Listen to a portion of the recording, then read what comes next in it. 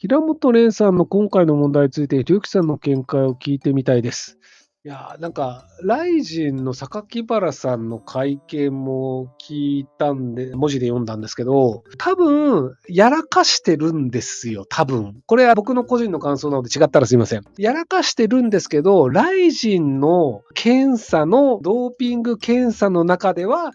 かからないやらかしをやったというのが多分結論で、なので、法律、ルール通りでいくと、ルール上は問題ないんですよ。ドーピング検査に引っかからないドーピングは、ルール上はありなんですよ。ルールでドーピングが引っかかったらダメだよね、なんですけど、引っかからないドーピングをする分には制限のしようもないと。で、ただ、平本さんの名前でドーピングに使われる薬品をオンラインで買った請求書だか領収書だかをアップロードしてる人がいて、で、その人の出した証拠が完全に嘘であれば、僕、平本さん裁判やった方がいいと思うんですよ。ドーピングと疑われるような薬品を平本さんの名前で買いましたっていうのをツイッター上に上げてる時点で、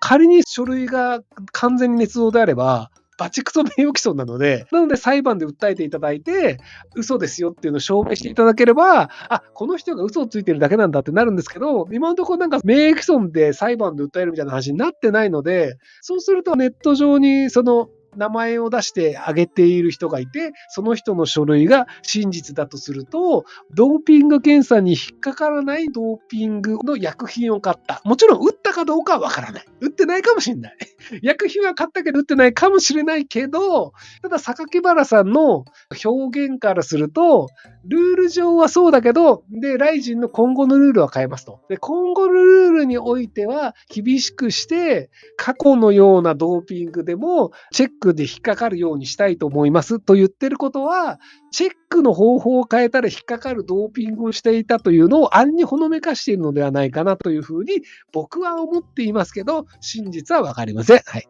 平本さんのドーピング問題ですが、ルールで認められていないドーピング要因で朝倉未来の元気を割らせてブランド価値を落としたとすると、損害賠償って請求できるのでしょうか？できない。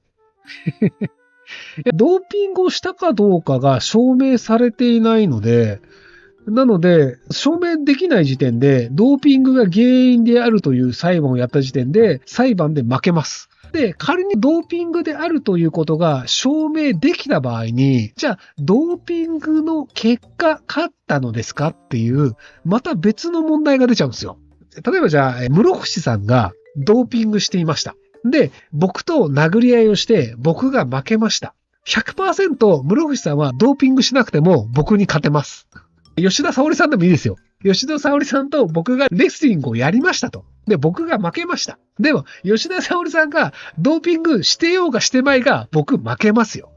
なので、ドーピングをしてなかったら、朝倉さんが勝ってたよね、という証明もやっぱり難しいんですよ。なので、損害賠償はかなり難しいんじゃないかなと思います。朝倉さんの見てないのでわかんないですけど、柔道は金メダルの試合を見たので面白かったです。はい。やっぱ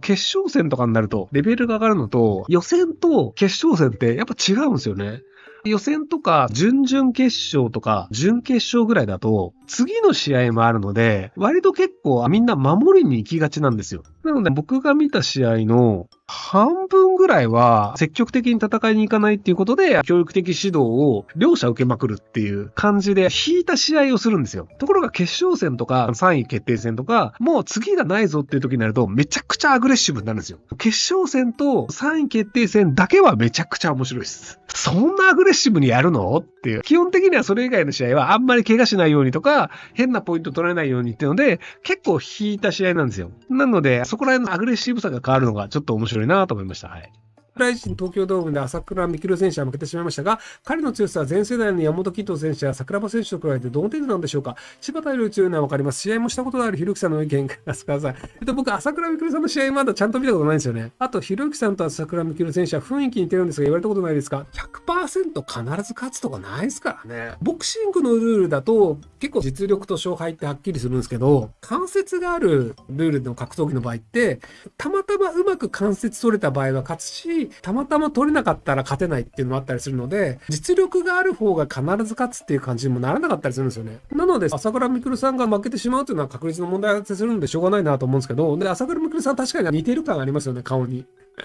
顎ひげの問題もあると思うんですけど、今後も頑張っていただきたいなと思います。はい。格闘技っていくら頑張っても儲かんない時代が長すぎたんですよね。ボクサーで世界チャンピオンとかになるとそこそこ儲かるんですけど、そうじゃない場合ってすげえ格闘技一生懸命練習して体張っても全然儲かんないんですよ。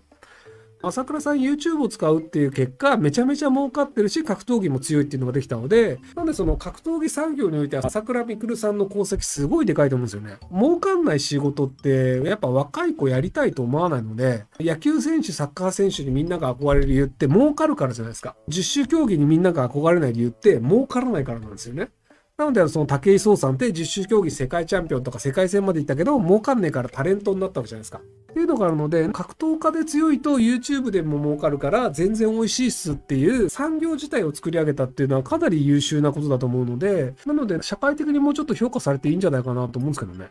なんでこの話をしたかっていうと、100人組手の空手の動画を上げてる空手家の人がいたんですよね。で、空手で儲かんないから100人組手の動画で上げたっていうのがあるんですけど、100人組手の空手がネットでゴロゴロしながら見れるっていうのは僕にとってすごいメリットだったんですよ。っていう感じで優秀な格闘家だったりの動画っていうのがタダで見れる世の中になったのって朝倉未来さんが俺儲かるよっていうのをやったおかげだと思うので、面白いコンテンツが世の中に出てきたっていうのは僕は朝倉未来さんの功績がでかいなと思ってるので、そういう意味で評価してるっていうのがあります。はい。朝倉未来さんが不倫についてネットアンチについてのディベート動画を上げていました。以前ひろゆきさんも同じ内容でディベートした経験があると思いますが、よければその動画を見て次回ご意見聞かせていただきたいです。またひろゆきさんから見て朝倉未来さん成功した理由、格闘家としての強さ、知名度はもちろんですが、それ以外だとどの辺が有能と思いますか？まあでも格闘家というか、もともと格闘技とか相撲とかやる人って、例えばラッシャー木村さんとか、マイクパフォーマンスをやる人っていうのがいたんですけど、大体喋れないんですよ。格闘家できちんと喋って面白い人ってあんまいないんですよね。朝倉未来さんに関しては格闘家としての能力が高いのとちゃんと喋れるっていうのが結構稀有なんじゃないかなと思います。弟さんも喋れるからあの兄弟優秀なんですよね。不思議なんですよね。運動系格闘系の人って喋れない率が結構高いんですよ。柴田さんとかって喋れるんですけど、申し訳ないですけどプロレスそんなに優秀ではなかったじゃないですか。ちょっとかじりましたみたいな人いるんですよ。ジョー・ブログさんとかもボクシングかじりました。で、喋れますじゃないですか。なので、ある程度格闘技できます、喋れますの人いっぱいいるんですけど、ガチ格闘技で行きましたっていうと、具志堅用高さんとか、マジ何言ってるかわかんないじゃないですか。ちょっちゅねとか、鶴太郎さんはあれもともと芸人さんがボクシングをやったタイプなので、まあ喋れるよねっていうのがあるので、なので格闘技から入って、そのまま喋れるようになった人って、かなり珍しいんじゃないかなと思います。はい。天真爛漫に思ったことを言うビッグマウス系の喋れる人は昔からちょこちょこはいたんですよ。で、例えばアントニオ猪木さんとか喋れてはいないんですよ。キーワードがあってみんなにこれが言ってほしいとかの掛け声だったり、アジテーションはうまいんですよ。でも、ファンが楽しめる話はできるんですけど、他人を説得する、説明するっていうのを、アントニオ猪木さんが僕ちゃんとやってんのって見たことないですよね。トミーズマサさんはそういう意味ではかなり強いですね。レアですね。はい。